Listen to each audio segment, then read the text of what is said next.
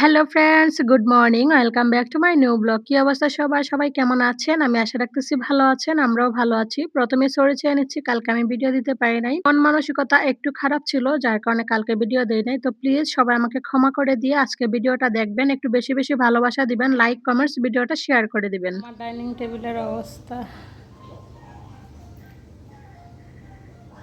ঘুম থেকে উঠছি আজকে অনেকটা সকালে। ঘুম থেকে উঠে রুম-টুম ঝাড়ু দিয়ে দরজা জানালা খুলে দিয়ে স্নান করে পূজা দিয়ে দিছি। পূজা দিয়ে তারপর আপনাদের সামনে আসলাম। আর ঠাকুর ঘরের রুমটাতে একটু পরেই যাওয়া হয়, স্নান-টান করে তারপরেই যাই। তো সেজন্য স্নান-টান করে পুজো দিয়ে তারপর ঠাকুর ঘরে যে পর্দাগুলো ছিল জানালার সেগুলো সরিয়ে দিয়ে ঝুড়িতে কিছু বাসন ধোয়া ছিল কালকে রাত্রের, সেগুলোর পানি ঝরে গেছে। এবার রেগে রেখে চলে আসছি একদম রান্নাঘরে। সকালে রান্না-বান্না তো করতে হবে, তাই না? না হলে খাবো কি?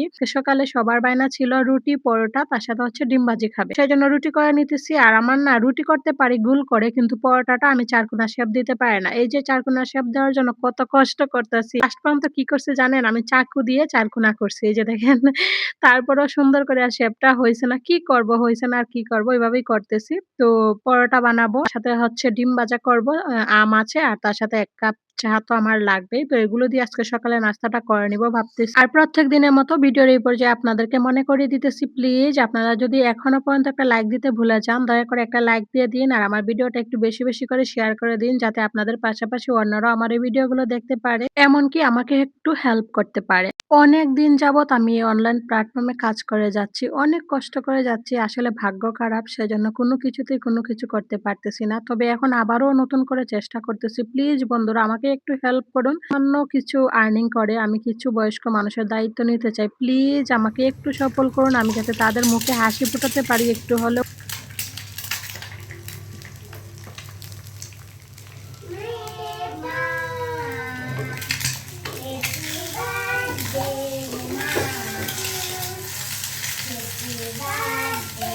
একটা সত্যি কথা কি বন্ধুরা জানেন? সেটা হচ্ছে আপনি নিজে যতই সুখী থাকেন, যতই ভালো থাকেন, আপনার একদম কাছের মানুষ যারা, তারা যদি ভালো না থাকে আপনি কখনোই প্রকৃত অর্থে ভালো থাকতে পারবেন না। ঠিক সেইম অবস্থা আমার। আমি খুব সুখে আছি। আমার হাসব্যান্ড আমাকে খুব সুখে রাখছে। ভগবান আমার কপালে অনেক সুখ লিখে রাখছে। তবে আমার একদম কাছের মানুষ যারা, আমার আত্মার আত্মীয়, তারা কিন্তু খুবই কষ্টে আছে। আমার মনের কথাগুলো একমাত্র ভগবান জানে। আমি চাই এখান থেকে সামান্য কিছু আর্নিং করে যাতে আমি সেই বয়স্ক মানুষগুলার মুখে একটু হলেও হাসি ফোটাতে পারি। জানি না ভগবান আমার ডাক কখনো শুনবে কিনা। তবে আমি ভগবানের কাছে এক মনে চাই, যদি ডাক শুনে তারা থাকতে, থাকতে যাতে শুনে, তাদেরকে যাতে আমি একটু হলেও তাদের মুখে হাসি ফুটিয়ে দিতে পারি। আর তারা যদি এই দুনিয়াতে নাই থাকে তখন ডাক শুনে আমার কোনো লাভ নাই।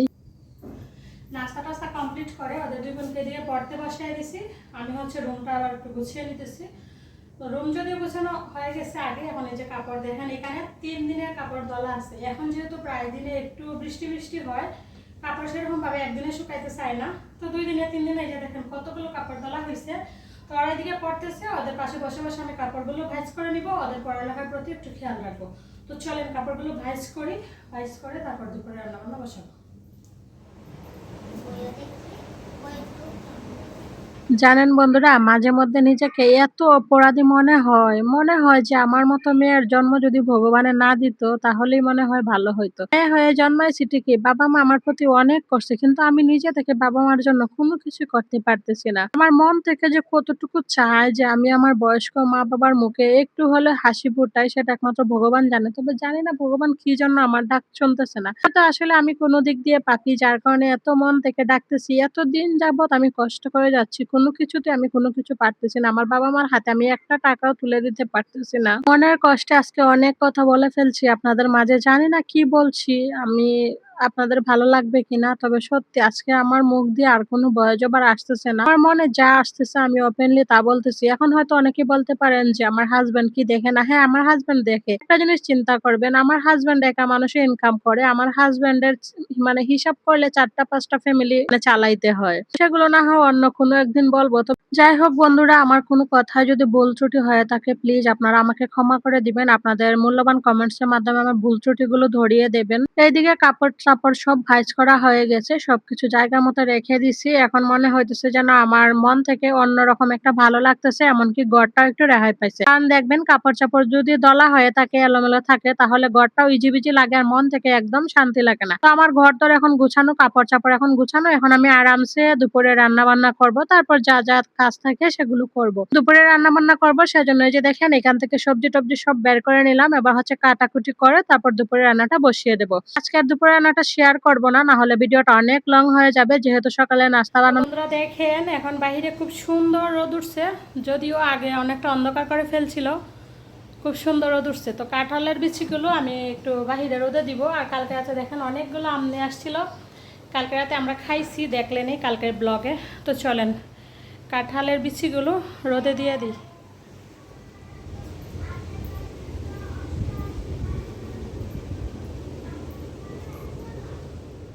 কাঁঠালের বিচিগুলো একটু বেশি করে রোদে দিয়ে রাখলে তাহলে বেশি দিন ভালো থাকে, সেজন্য আমি বেশ কয়েকদিন ধরে একটানা রোদ লাগাইতেছি।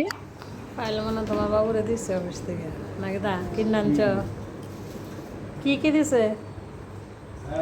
কি কি দিছে? পাইল আর কি? ওর বাবু অফিস থেকে আসতে অনেকটা লেট করছিল, যার কারণে এদিকে দুই মেয়েকে খাইতে দিয়ে দিলাম। আজকের মতো ভিডিওটা শেষ।